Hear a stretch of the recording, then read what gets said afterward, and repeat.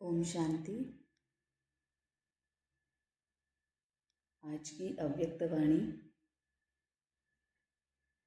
आज के अव्यक्तवाणी की डेट है 18 जनवरी 2009, 18 जनवरी 2009। 40 वर्ष की अव्यक्त पालना का रिटर्न। 4 बातें। शुभ चिंतक बनो, शुभ चिंतन करो, शुभ वृत्ति से शुभ वायुमंडल बनाओ तथा जीरो और हीरो की स्मृति में रहो। 2009 की अव्यक्तवाणी है। तो ब्रह्मा बाबा को अव्यक्त होके 40 साल हुए थे, क्योंकि ब्रह्मा बाबा 18 जनवरी 69 में बाबा अव्यक्त हो गए ब्रह्मा बाबा, और ये मुरली है 2009 की। तो ब्रह्मा बाबा अव्यक्त होकर 40 वर्ष जब हुए थे तब की ये अव्यक्त मुरली है। उसमें बाबा बोल रहा है कि हम बच्चों को अव्यक्त पालना का रिटर्न क्या देना है। 4 जो बातें हैं जो बाबा हमें अव्यक्त होने के बाद भी पालना दे रहा है ना। इसमें भी कितना गहरा मीनिंग है कि मतलब जब बाबा व्यक्त में था, जब बाबा शरीर में था ब्रह्मा बाबा, तब तो वो हमें पालना दे ही रहा था। लेकिन अव्यक्त होने के बाद 40 वर्ष हो गए तब भी ब्रह्मा बाबा हमें अव्यक्त पालना दे रहा था। तो इस अव्यक्त पालना का रिटर्न जो हमें उसको देना है ना, तो वो क्या है उसके बारे में बाबा आज मुरली में बता रहा है कि 40 वर्ष की अव्यक्त पालना का रिटर्न। 4 बातें। शुभ चिंतक बनो, शुभ चिंतन करो, शुभ वृत्ति से शुभ वायुमंडल बनाओ तथा जीरो और हीरो की स्मृति में रहो।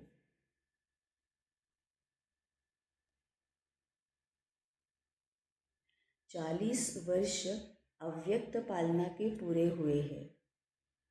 तो 40 वर्ष में पहले क्या आता है? बिंदु, जीरो। 40 वर्ष अव्यक्त पालना के पूरे हुए हैं तो 40 वर्ष में पहले क्या आता? बिंदु, जीरो।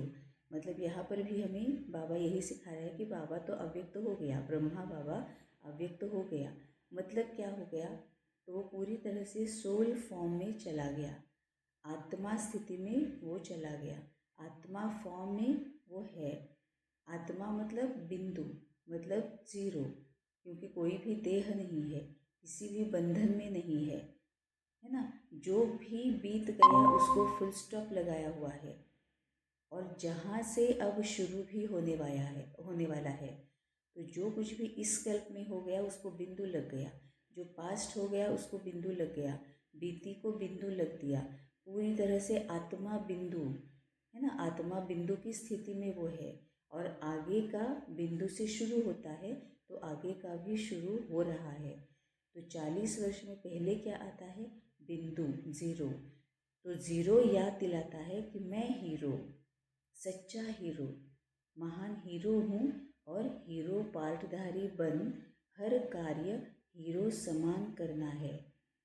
मतलब कितना उल्टा है कि जब हम देह भाव में होते हैं तब तो जीरो की कोई वैल्यू नहीं होती है, लेकिन जैसे ही हम आत्मिक स्थिति में आते हैं वैसे ही जीरो की वैल्यू रहती है ना, बिंदु की वैल्यू रहती है। जैसे मैथमेटिक्स में बोला जाता है ना कि वैसे तो अगर सिंगल ज़ीरो है तो उसकी कोई वैल्यू नहीं है, लेकिन वो अगर किसी के साथ लग जाता है, किसी के आगे लग जाता है, एक के आगे लग जाता है तो 10 बन जाता है, 2 लग जाते हैं, एक के आगे 2 लग जाते हैं ज़ीरो तो 100 बन जाता है ना। 1000 के आगे और एक लग जाता है तो 10,000 बन जाता है।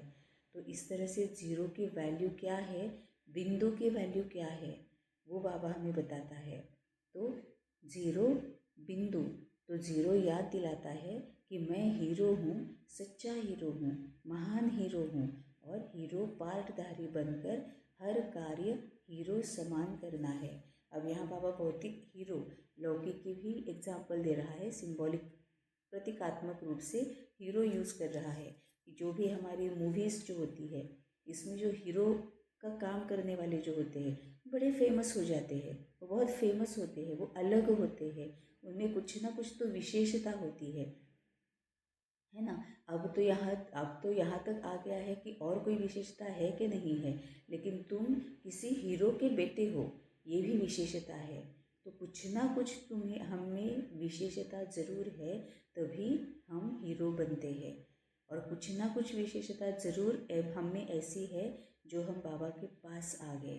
और बाबा के पास आ गए, समय रहते आ गए, क्योंकि बाबा के पास तो सबको आना है, लेकिन समय रहते हम बाबा के पास आ गए। समय रहते हमें बाबा से सीखने को मिला, बाबा के समीप रहने का चांस मिला, समान होने का चांस मिल रहा है। तो पक्का हमें कोई ना कोई ऐसी विशेषता है, मतलब हम हीरो समान है। तो हीरो पार्टधारी बन हर कार्य हीरो समान करना है। और सबसे पहली बात तो यह है ना कि बाबा जो हमारे बारे में बोलता है उस पर भरोसा करना है। जब हम उस पर भरोसा करेंगे तभी हम उसको प्रत्यक्ष कर पाएंगे, है ना। जब हम ऐसे ही बस पढ़ रहे हैं और छोड़ रहे हैं, उस पर बहुत ज़्यादा मनन चिंतन नहीं कर रहे हैं, तो उसका कोई फ़ायदा नहीं होगा।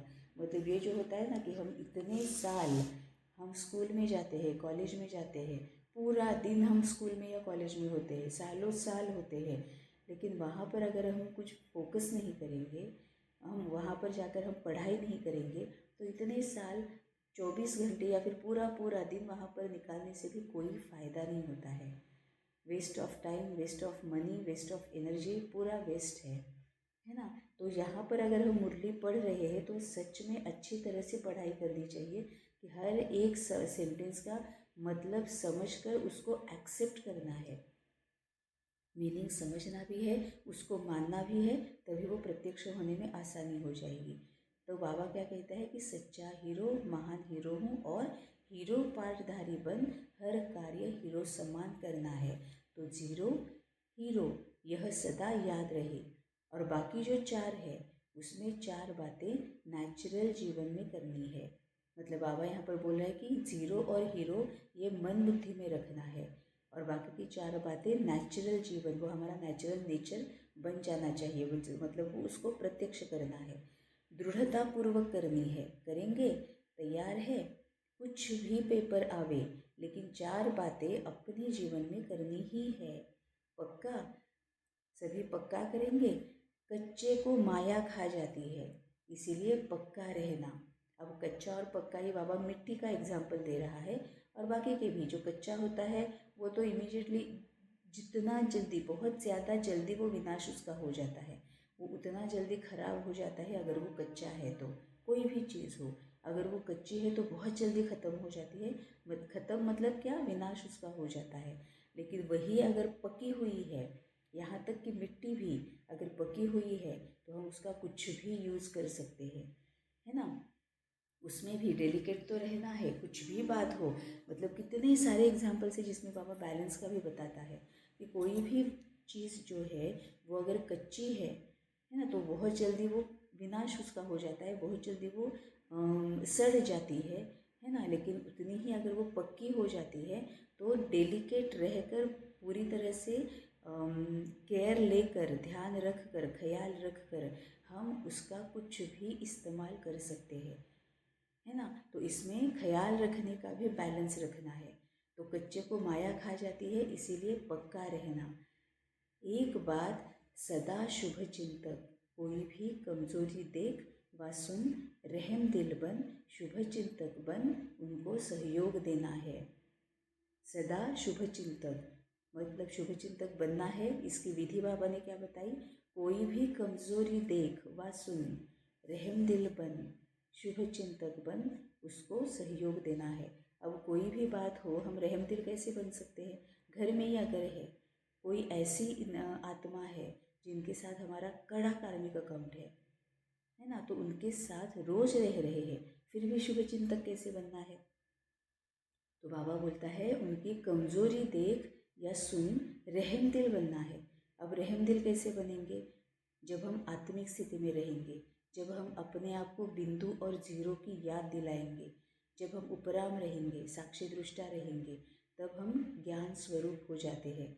मतलब क्या होता है कि कोई भी हमारे साथ रहने वाली आत्मा जिनके साथ हमारा कड़ा कार्मिक अकाउंट है, अगर वो सामने आती है या हम अगर उनको कुछ करते हुए देखते हैं जो हमें अच्छा नहीं लग रहा है, लेकिन अगर हम ज्ञान स्वरूप बन जाएंगे, जो कि तभी बनेंगे जब हम साक्षी दृष्टा होंगे, उपराम होंगे, अशरीरी होंगे, है ना। तो क्या होता है कि ज्ञान स्वरूप बन जाते हैं। इसका मतलब हमें याद आ जाता है कि ये जो मेरे सामने आत्मा आई हुई है वो इसीलिए आई है कि उनके साथ मेरा कार्मिक अकाउंट है। उसको मानना है, एक्सेप्ट करना है कि इनके साथ मेरा कार्मिक अकाउंट है, और जो कार्मिक अकाउंट बना है वो किसी और ने नहीं बनाया है, मैंने बनाया है।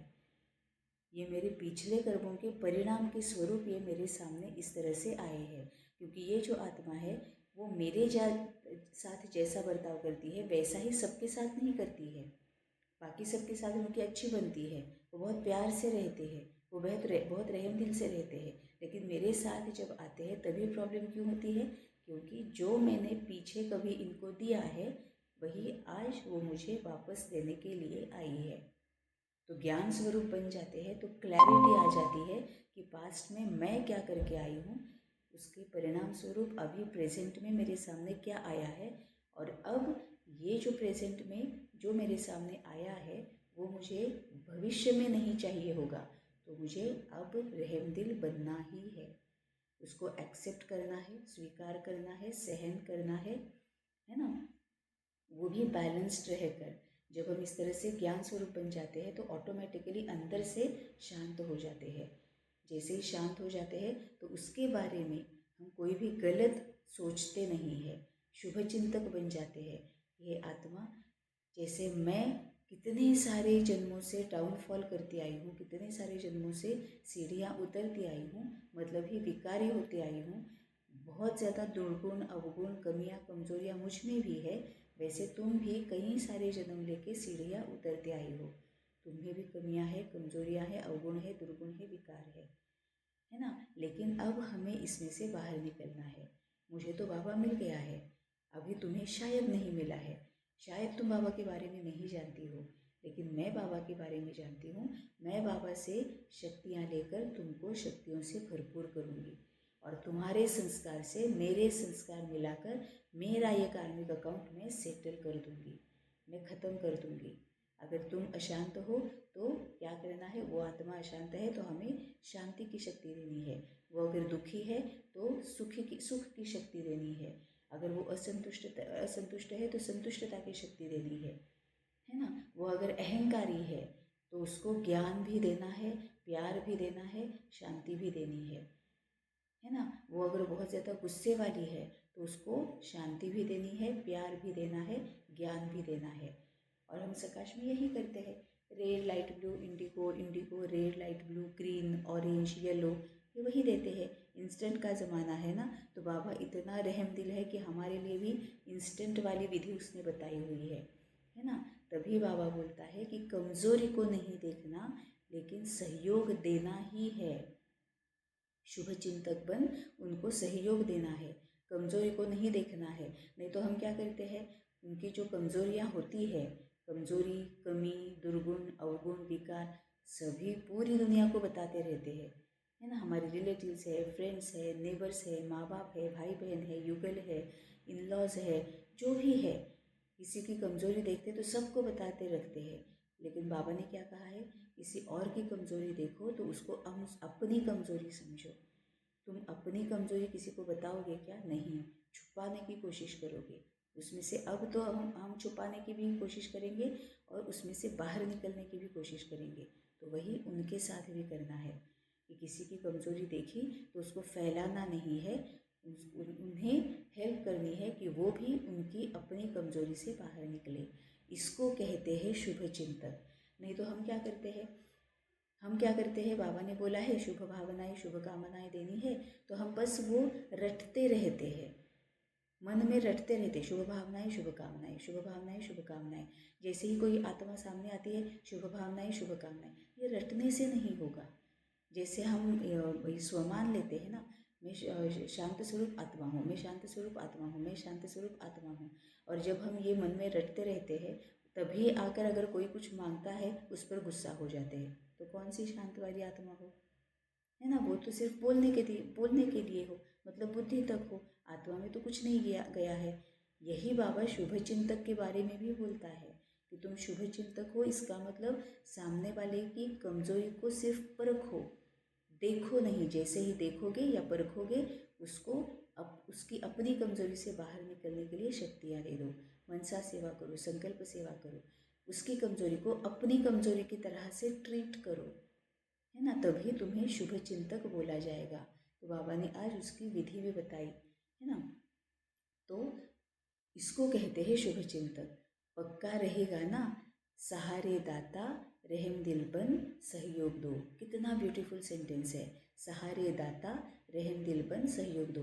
क्योंकि बाबा इतना रहम दिल है कि बाबा खुद भी जानता है कि मैं जिन मेरे बच्चों को बता रहा हूँ कि तुम शुभ चिंतक बनो, मेरे जिन बच्चों को बता रहा हूँ कि ये शक्ति यूज़ करो, वो शक्ति यूज़ करो, वो खुद वीक है, उनके पास ही कुछ नहीं है। वही बेचारे विकारी, कमी और कमजोरी के प्रभाव में है। तो वो भी क्या, उनके पास ये शक्ति नहीं है तो वो क्या करेंगे, वो खुद तो क्या बेचारे कर सकते हैं, है ना। इसीलिए बाबा बोलता है कि सहारे दाता मैं हूँ यहाँ पर देने के लिए, सभी शक्तियाँ देने के लिए हूँ, मेरा सहारा ले लो।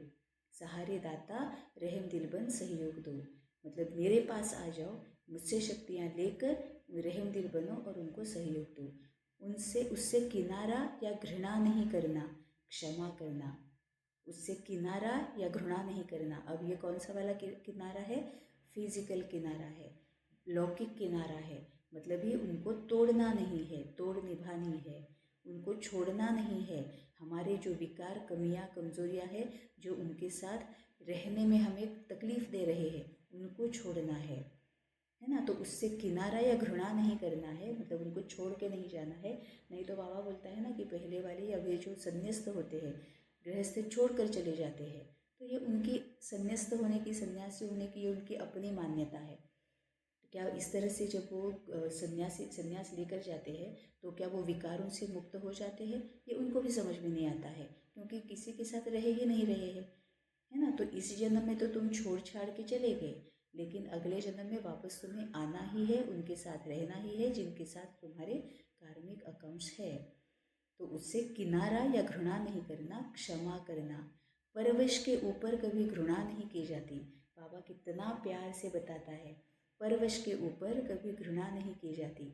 अब यहाँ परवश कौन है, वो सामने वाली जो आत्मा है वो परवश है, क्योंकि उसके पास बाबा नहीं है। हमारे पास बाबा होते हुए भी हम परवश हो जाते हैं, है ना। कभी शरीर के वश में जाते हैं, कभी आत्माओं के वश में जाते हैं, कभी सिचुएशन के वश में जाते हैं, कभी सर्कमस्टांसेस के वश में जाते हैं, कभी घटनाओं के वश में जाते हैं, है ना। कभी माया के, ये सभी माया है, इनके वश में चले जाते हैं।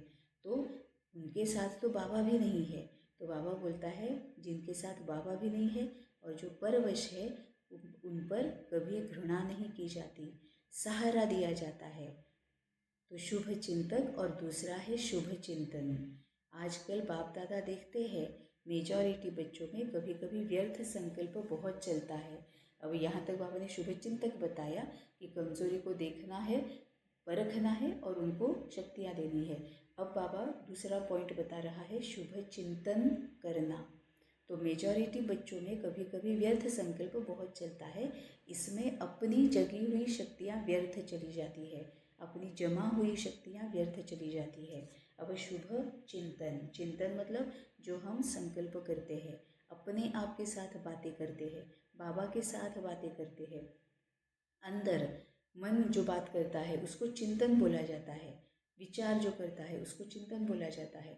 बाबा शुभ चिंतन के बारे में बोलता है, इसमें ही सब कुछ आ गया कि हर एक के प्रति हमें अच्छा बोलना है, पॉजिटिव बोलना है, व्यर्थ और निगेटिव से परे रहना है। तो मेजॉरिटी बच्चों में कभी कभी व्यर्थ संकल्प बहुत चलता है, इसमें अपनी जमा हुई शक्तियाँ व्यर्थ चली जाती है, व्यर्थ ही जाएगी ना, क्योंकि एक एक व्यर्थ संकल्प के साथ हम एक एक कार्मिक अकाउंट क्रिएट कर रहे हैं।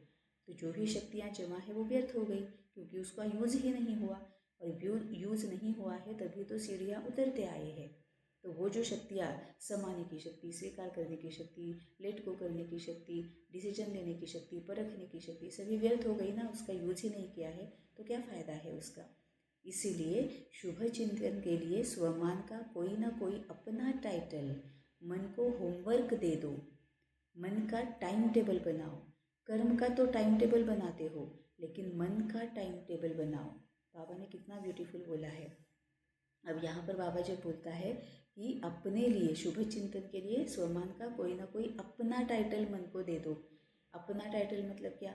अभी अगर हम देखेंगे तो 1000 स्वमानों की लिस्ट देते हैं। ये क्या सच में स्वमान है?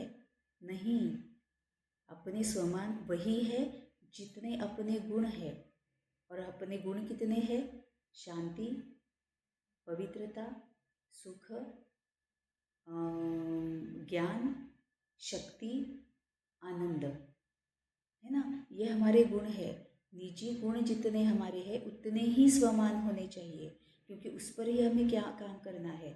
हम तो कुछ भी स्वमान लेते हैं। 1000 स्वमानों की लिस्ट भी मैंने देखी है, वो व्यर्थ है, उससे कुछ नहीं होगा। अगर हमें काम करना है, किसी पेड़ पर अगर ये आई है, कैविटी आई है, या किसी पे कोई पेड़ अगर उस पर ये लग गया है, रोग लग गया है, तो वो फूल और पत्ते इनके ऊपर सिर्फ मेडिसिन डाल के कुछ नहीं होगा, रूट्स में डालना पड़ेगा।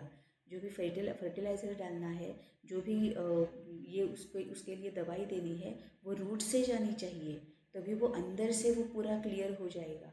अंदर से वो जो लगा हुआ गंध है वो निकल जाएगा। हम इतने सारे सामान लेकर फ़ायदा क्या है? हमें काम करना है अपने गुणों पर, है ना। तो बाबा बोलता है कि जो शुभ चिंतन जो करना है उसके लिए स्वमान का कोई ना कोई अपना टाइटल मन को होमवर्क दे दो। अब अपना टाइटल मतलब क्या है? मैं शांत स्वरूप हूँ, मैं ज्ञान स्वरूप हूँ, मैं शक्ति स्वरूप हूँ, मैं सुख स्वरूप हूँ, मैं आनंद स्वरूप हूँ, है ना, मैं पवित्र स्वरूप हूँ। ये जो हमारे गुण है उसका अपना टाइटल मन को होमवर्क दो। अब टाइटल देके क्या करना है? मन का टाइम टेबल बनाओ। फॉर एग्जाम्पल ट्रैफिक कंट्रोल मन का ही ये है ना, टाइम टेबल है ना। एक एक घंटे के बाद जो हम ट्रैफिक कंट्रोल करते हैं, तो हम उस पर क्या करते हैं? मन पर ही काम करते हैं कि जो कुछ भी मैं सोच रहा हूँ हम अवेयर हो जाते हैं, है ना। हम एकदम से अवेयर हो जाते हैं कि मैं क्या सोच रही थी, मुझे तो अच्छा सोचना है, शुभ चिंतन करना है, बाबा के साथ रहना है। फिर 1 मिनट के लिए हम अपने आप को फिर से रीसेट करते हैं, चैनलाइज करते हैं अपने विचारों को। तो वो मन का टाइम टेबल है। तो बाबा वही बोलता है कि मन का टाइम टेबल बनाओ। कर्म का तो टाइम टेबल बनाते हो कि 3 बजे उठना है, अमृत वेला करनी है, 5 बजे मुरली है, 7 बजे और कुछ है, 9 बजे और कुछ है, फिर से अनुमा शाम भी करनी है, आफ्टरनून का भी सेशन है। तो ये कर्म का तो टाइम टेबल बनाते हो।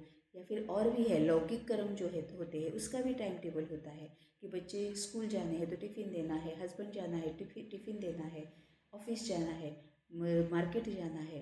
तो बाबा बोलता है जैसे कर्म का टाइम टेबल बनाते हो, लेकिन मन का टाइम टेबल बनाओ। अमृत वेले मिलन मनाने के बाद को कोई ना कोई सम्मान दे दो, लेकिन जैसे सुनाया है कि 12-13 बारी सभी को टाइम मिलता है, उसमें रियलाइज़ भी करो, रिवाइज भी करो, तो मन बिजी रहने से व्यर्थ संकल्प में समय नहीं जाएगा, मेहनत नहीं करनी पड़ेगी। हर समय संगम युग जो मौज का युग है उसे मौज में रहेंगे। तो बाबा मन का टाइम टेबल बनाने के लिए बोल रहा है, जैसे ट्रैफिक कंट्रोल होता है कि थोड़े थोड़े टाइम के बाद, समय के बाद अपने मन को बताओ कि अभी ये मॉर्निंग का समय है ना, उसमें मैं क्या, किसके बारे में मनन चिंतन करूँगी। उसके बाद जब मैं खाना बना रही हूँ तब मैं किस बात का मनन चिंतन करूँगी। उसके बाद अगर मैं आफ्टरनून में हूँ तो थोड़ा सा रेस्ट भी लेना है और कुछ बात काम करना है, उस वक्त मैं कौन सा मनन चिंतन करूँगी, कौन सी सेवा करूँगी, कौन सी मनसा सेवा, संकल्प सेवा, सकाश सेवा में क्या करूँगी, है ना। ये मन का भी टाइम टेबल बनाना है। तो बाबा बोलता है कि इस तरह से करोगे तो हर समय संगम युग जो मौज का युग है, क्यों मौज का युग है? क्योंकि सभी जिम्मेवारियाँ हमने बाबा के ऊपर छोड़ दी है, तो उसी मौज में रहेंगे। तो दूसरा सुनाया शुभ चिंतन, है ना, कि शुभ चिंतन मतलब कैसे सोचना है, कब सोचना है, क्या सोचना है, चेक करो और चेंज करो। तीसरा है शुभ वृत्ति। अशुभ वृत्ति वायुमंडल भी अशुद्ध फैलाती है, इसीलिए शुभ वृत्ति, वृत्ति मतलब इंटेंशन, हम किस इंटेंशन से कोई भी कर्म कर रहे हैं, हम किस इंटेंशन से संकल्प कर रहे हैं, ये बहुत ज़रूरी है। क्योंकि ये जो इंटेंशन है ना, वही डिसाइड करता है कि हमारा कर्म पॉजिटिव होगा या नेगेटिव होगा, है ना। हम अगर दान भी दे रहे हैं, जो हम लौकिक जीवन में हम कई बार, लौकिक जन्म में और लौकिक जीवन में हम कई बार दान देते आए हैं, तो दान जो हम दे रहे हैं वो क्यों दे रहे हैं, उसका इंटेंशन डिसाइड करता है कि वो मैं जो दान दे रही हूँ, वो जो कर्म है वो पॉजिटिव बनेगा या नेगेटिव बनेगा। वो दान अगर मैं इसीलिए दे रही हूँ क्योंकि जिसको दे रही हूँ उसको उसकी ज़रूरत है, तो वो सेवा बन जाएगी, वो इंटेंशन पॉजिटिव है, वो पॉजिटिव कर्म में आ जाएगा। लेकिन जो दान मैं दे रही हूँ वो मैं इसीलिए दे रही हूँ कि मुझे उससे कुछ फ़ायदा होगा, मेरे बच्चे ठीक रहेंगे, मुझे धन प्राप्ति होगी, लौकिक धन की प्राप्ति होगी, मेरे युगल की आयु बढ़ेगी, या मेरे माँ बाप को कुछ फ़ायदा होगा, या मेरा नाम होगा, मेरा मान बढ़ेगा, है ना। ये अगर हम कोई अपेक्षा रखकर वो दान कर रहे हैं तो वो इंटेंशन जो है वो विकारों वाला इंटेंशन है, क्योंकि किसी ने किसी अपेक्षा से किया हुआ है। तो वो जो दान का कर्म हम कर रहे हैं वो निगेटिव कर्म में चला गया, वो विकर्म में चला गया, है ना। तो बहुत सूक्ष्म रीति से चेकिंग करना है कि जो संकल्प भी मैं कर रही हूँ, अगर मैं किसी से मनसा सेवा कर रही हूँ, सकाश सेवा कर रही हूँ, यहाँ तक कि अगर मैं बाबा के आने का सबको अगर बता रही हूँ, संकल्प सेवा से या मनसा सेवा से बाबा की पहचान दे रही हूँ, बाबा तक आने का रास्ता बता रही हूँ, वो भी अगर मैं किसी अपेक्षा से बता रही हूँ, वो संकल्प सेवा मनसा सेवा मैं किसी अपेक्षा से कर रही हूँ, तो इंटेंशन तो अपेक्षा है, तो वो विकार के प्रभाव में आकर किया है, तो वो विकर्म हो जाएगा, तो वो निगेटिव कर्म में आ जाएगा। कोई भी अपेक्षा नहीं रखनी है, अगर कोई भी विकार के प्रभाव में आकर करेंगे तो वो निगेटिव ही है। तो यहाँ पर इंटेंशन जो है वो बहुत इम्पॉर्टेंट है, उसी को बाबा कहता है वृत्ति। तो अशुभ वृत्ति, वायुमंडल भी अशुभ फैलाती है, इसीलिए शुभ वृत्ति। तो इंटेंशन क्या है, वो बहुत सोच समझ कर हमें कर्म में आना है। सोचना ये कर्म की शुरुआत है, वहाँ से वो बेस है कर्म का, क्योंकि जो हम सोचते हैं वही बोलते हैं और वही प्रत्यक्ष होता है। तो सोचना भी सोच समझकर सोचना है, मैं क्या सोच रहा हूँ, मैं क्या सेवा कर रही हूँ, मैं कौन सी संकल्प सेवा कर रही हूँ, उसके पीछे का इंटेंशन क्या है, उसको बाबा वृत्ति बोलता है। तो वो भी शुभ होना चाहिए, किसी भी अपेक्षा से परे, किसी भी अहंकार से परे होना चाहिए। तो वो है, बाबा ने बोला शुभ वृत्ति। और चौथा है, हर एक को यह जिम्मेवारी लेनी है कि मुझे मेरा काम खास दूसरे को नहीं देखना है, मेरा काम है शुभ वायुमंडल बनाना। जैसे कभी भी वायुमंडल में बदबू होती है तो क्या करते हो, खुशबू फैलाते हो ना, बदबू सहन नहीं होती, कोई ना कोई खुशबू का साधन अपनाते हो। ऐसे साधारण वायुमंडल व अशुभ वायुमंडल बदलना ही है, चाहे छोटा है चाहे नया है, लेकिन सबकी जिम्मेवारी है। दृढ़ संकल्प करना है कि मुझे शुभ वायुमंडल बनाना ही है। यह प्रतिज्ञा प्रत्यक्षता करेगी। प्रतिज्ञा करते हो, बाप दादा खुश होता है, लेकिन प्रतिज्ञा में कभी कभी दृढ़ता नहीं होती है, इसीलिए सफलता जो चाहते हो, जितनी चाहते हो उतनी नहीं होती। अब दृढ़ता मतलब क्या है, कंसिस्टेंटली करना है, कॉन्स्टेंटली करना है और पेशेंटली करना है, करना ही है। इसमें क्या क्या आता है, कंसिस्टेंसी आती है, पेशेंस आता है, अपने ऊपर भरोसा, बाबा के ऊपर तो हम भरोसा करते हैं, ड्रामा के ऊपर तो भरोसा करते हैं, अपने ऊपर भरोसा नहीं होता है। पता नहीं कर पाऊंगे कि नहीं, पता नहीं मुझसे होगा कि नहीं होगा, है ना। अगर हम अपने अपने ग्रुप में भी है, अगर हम अपनी फैमिली के साथ भी है, लौकिक फैमिली के साथ भी है, तो वहाँ पर भी कई बार हम हेजिटेशन फील करते हैं, है ना। हमें ऐसे लगता है कि ऑकवर्ड फील करते हैं, नहीं नहीं जाने दो, क्यों करना है ना। तो होगा नहीं होगा, इसकी वजह से दृढ़ता नहीं होती है। क्यों, क्योंकि पेशेंस, या तो पेशेंस नहीं होती है, या तो कंसिस्टेंसी नहीं होती है, या तो कॉन्फिडेंस नहीं होता है, मतलब ये अपने आप पर भरोसा नहीं होता है ना। तो बाबा बोलता है कि तुम प्रतिज्ञा करते हो, बाप दादा खुश होता है, लेकिन प्रतिज्ञा में कभी कभी दृढ़ता नहीं होती है, इसीलिए सफलता जो चाहते हो, जितनी चाहते हो उतनी नहीं होती। सारे विश्व का, प्रकृति का, आत्माओं का, आत्माओं में ब्राह्मण आत्माएं भी आ जाती है, हर एक अपने सेवा स्थान का ऐसा वायुमंडल दृढ़ता से बनाओ, कुछ त्याग करना पड़े तो कर लो, यह त्याग करे तो मैं करूँ, ऐसा नहीं होना चाहिए। मतलब बाबा बोलता है, अब बाबा ने यहाँ पर जो भी बोला है वो बहुत इम्पॉर्टेंट है, एक एक वर्ड इम्पॉर्टेंट है। बाबा ने क्या क्या बोला है, सारे विश्व का, प्रकृति का, आत्माओं का। अब बाबा ने ये भी बोला है कि आत्माओं में ब्राह्मण आत्माएं भी आ जाती है। पता है क्या होता है कि हम जब फॉरगिवनेस करते हैं ना, तो हम सबको सामने लेके आके फॉरगिवनेस करते हैं, लेकिन जब सकाश देनी होती है या पूरी दुनिया को सकाश देनी है, मनसा सेवा, संकल्प सेवा, हमारी अपनी फैमिली जो है, लौकिक फैमिली छूट जाती है। आप सूक्ष्म चेकिंग करके देखना, हमारी लौकिक फैमिली छूट जाती है, बाकी सबको हम सकाश दे देते हैं, है ना। तो यहाँ पर बाबा वो भी बोल रहा है कि आत्माओं, इसका मतलब ब्राह्मण आत्माएं भी आ जाती है। तो हर एक अपने सेवा स्थान, अब ये सेवा स्थान बाबा ने बोला है, सेवा स्थान इसका मतलब जिस स्थान से सेवा होती है। अब अगर हम कोई स्पेसिफिक स्थान अगर हमारे सामने आ रहे हैं, या अगर कोई स्पेसिफिक स्थानों के बारे में हम सोच रहे हैं, तो हम पूरे देह भान में है। सेवा स्थान मतलब मैं आत्मा जहाँ पर हूँ वो मेरे लिए सेवा स्थान है। मैं आत्मा जिस स्थान से सेवा कर रही हूँ वो मेरे लिए सेवा स्थान है। क्यों? क्योंकि आत्मा मन बुद्धि से भी सेवा करती है, ज़रूरी नहीं कि कहीं स्थान पर जाकर ही सेवा करे। तो जहाँ से मैं सेवा कर रही हूँ मतलब मेरा शरीर भी सेवा स्थान है। तो हर एक अपने सेवा स्थान का ऐसा वायुमंडल दृढ़ता से बनाओ, कुछ त्याग करना पड़े तो कर लो, यह त्याग करे तो मैं करूँ नहीं, मतलब किसी और को मत देखो, परवश मत हो जाना। सिस्टम ठीक हो तो नहीं करो, मुझे तो करना ही है, बाकी के चाहे करे या ना करे, बाकियों की तरफ मुझे देखना ही नहीं है, किसी भी देहधारी की तरफ नहीं देखना है, फिर वो कोई भी हो, है ना। बाबा को ही सिर्फ देखना है। क्यों? क्योंकि बाबा ने मुरली में यही बोला है, बाबा ने यही बोला है कि मुरली की पढ़ाई करो। मुरली के बारे में किसी ने जो कुछ बोला है उसकी पढ़ाई करने के लिए या उसको फॉलो करने के लिए बाबा ने किसी भी मुरली में नहीं कहा है।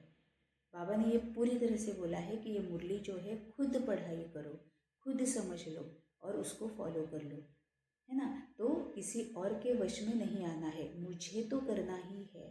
विश्व परिवर्तक हूँ, यह स्वमान है ना। अभी विश्व परिवर्तक हो ना, अब यहाँ पर भी बाबा ने बोला कि विश्व परिवर्तक हूँ, ये स्वमान है ना। तो यहाँ पे अब ये आ जाएगा कि ये गुण है क्या? हाँ पक्का, क्योंकि अगर विश्व परिवर्तक बनना है तो ज्ञान स्वरूप बनना है, शांति स्वरूप, पवित्र स्वरूप, अपने अपने में जो गुण है वो प्रत्यक्ष करने हैं स्वमान में रहकर, तभी विश्व परिवर्तक बन जाएंगे। लेकिन सिर्फ ये स्वमान लेंगे कि मैं विश्व परिवर्तक हूँ, मैं विश्व परिवर्तक हूँ, मैं विश्व परिवर्तक हूँ, अपने आप को भी चेंज नहीं कर पाते हैं सिर्फ ये बोलने से, तो विश्व को क्या परिवर्तन करेंगे, है ना। अपने जो विकार है उनको हम हटा नहीं पाते हैं अगर सिर्फ बोलते रहेंगे तो। मैं मास्टर सर्वशक्तिशाली आत्मा हूँ, कितने लाखों बार हमने बोला होगा, हम में से सबने वो बोला हुआ है, लिखा हुआ है। क्या उसके बोलने से या लिखने से हम शक्तिशाली बन गए? विकारों से, कमियों से, कमजोरियों से दूर हो गए? नहीं, है ना। वो करने से होता है। तो स्वमान लेना है, इसका मतलब मन बुद्धि में उसके बारे में सोचना भी है, और जब भी ज़रूरत होती है समय प्रमाण उसको यूज़ करना है। तो सभी विश्व परिवर्तक हो ना, हाथ उठाओ। अच्छा विश्व परिवर्तक, बहुत अच्छा। तो पहले बाप दादा देखने चाहते हैं, है भी होगा भी, लेकिन इस वर्ष में बाप दादा छोटे या बड़े सेवा केंद्र का चक्कर लगावे तो वायुमंडल कैसा हो।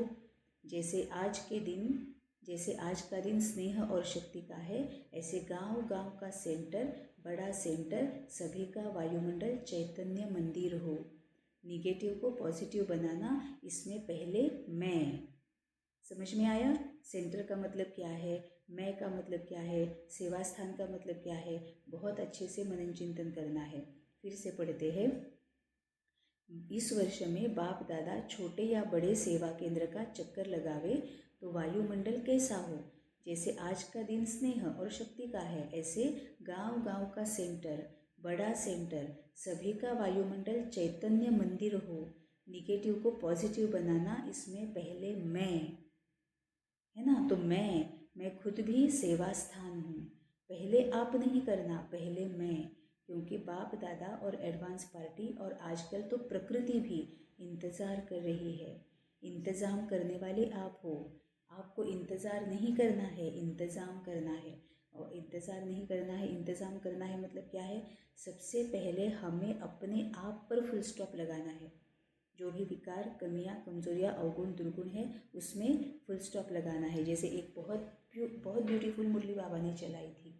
क्या चलाई थी कि अपने दुखों के लगाव से भी मुक्त हो जाओ अब, है ना। मुझे ये दुख है, मुझे ये दर्द है, मुझे ये डर है, मैं तो इस डर से मुझे इस बारे में बहुत डर लगता है ना। ब्लैक मैजिक है, निगेटिव एनर्जी है, ये हम अपने ही दुखों से अभी लगाव में है।